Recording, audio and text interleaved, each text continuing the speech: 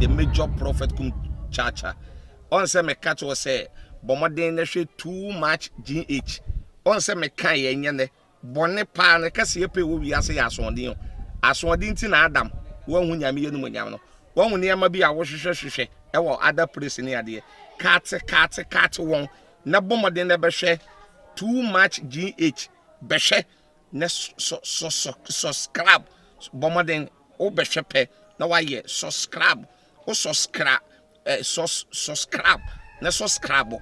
na o subscribe a na wo benya ne ma papa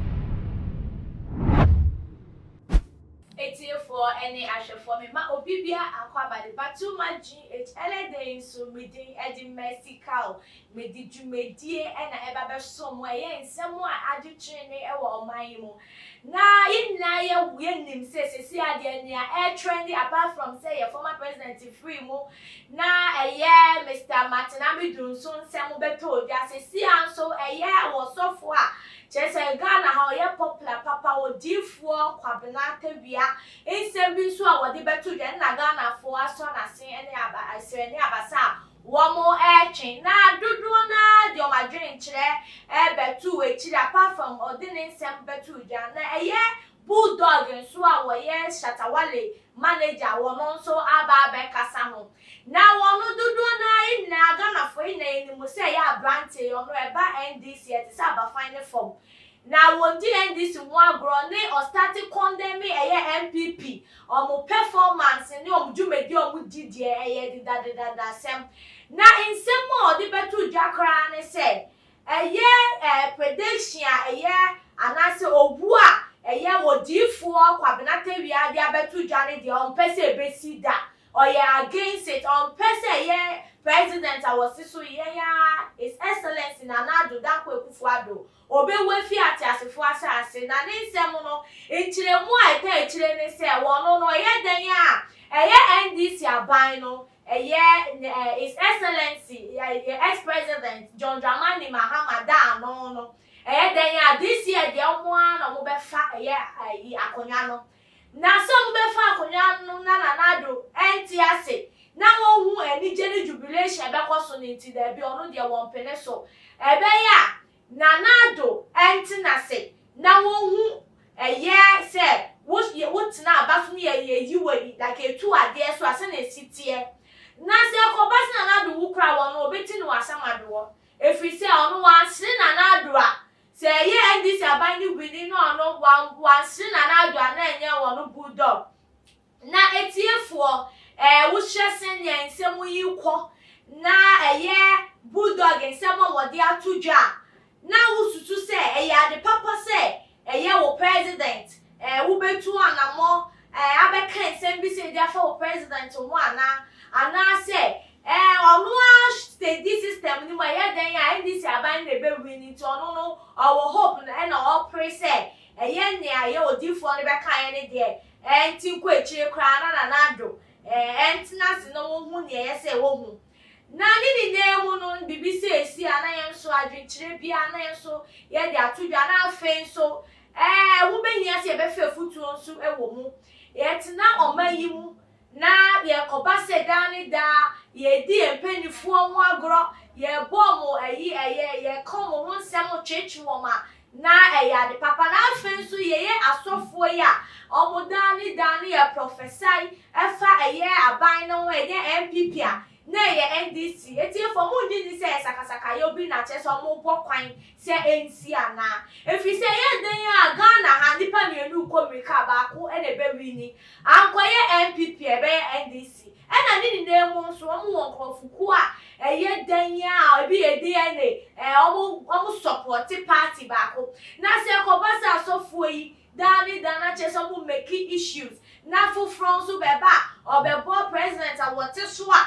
ewuto ana so obe pre say na ma bia papa yi bi wo ye ne penti no wan ba le chi ambambe ambe dasi ana wa metu ana mo bi to obo ne wuto a eno nso ye decide brabo ne tina wo man yi mu a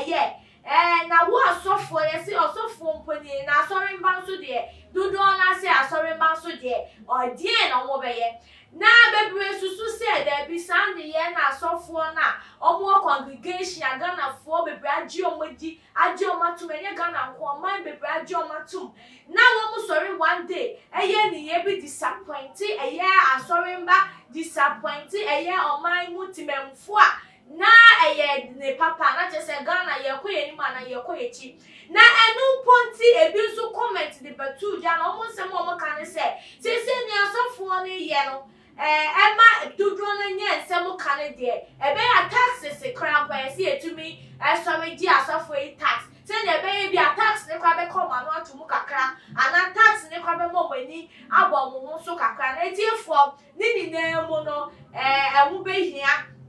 se dani da yetumi esesa ya brabo hye nyoma bi nso echi emu fi nyoma bi hu na asofo no nso echo mu fi nyoma bi na ye penifo no nso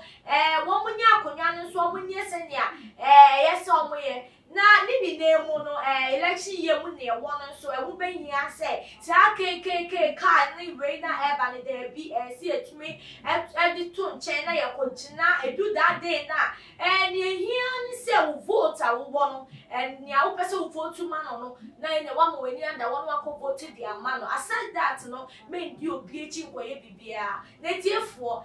me di mo besi ase wa dwenkyere wo behia adwenkyere bi wo no na da to your comment section wo dia mai ato mo subscribe ya so abon mo de subscribe se ne be ya too much video case ya di dwumedie bi atomo a won so sabe to me akebe no etumi akire wa de ne den so munyi aba mesika wan di dwumedie ebe so mo na before me de ma no ebe sikwa won dwume ko bi omo so ya se Mama Juliet Ventures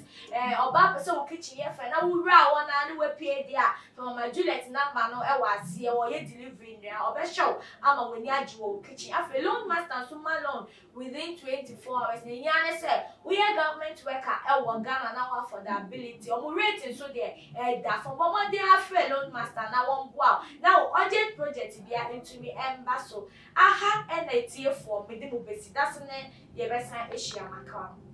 fitani asese ni din ene your friend say mechanic na prophet kumichacha ma sesa me YouTube no ba bia me hwe bia ma change afro ene maba too much GH hwe na prophet kumichacha me so me hwe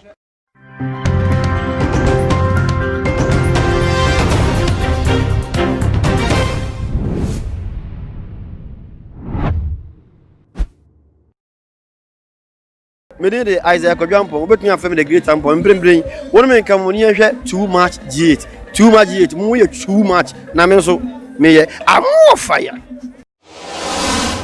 yeah the major prophet kum chacha on say me catch was say bomoden na hwe too much GH on say me kan ye nye ne bone pa na kase ye pe wo wi ase ya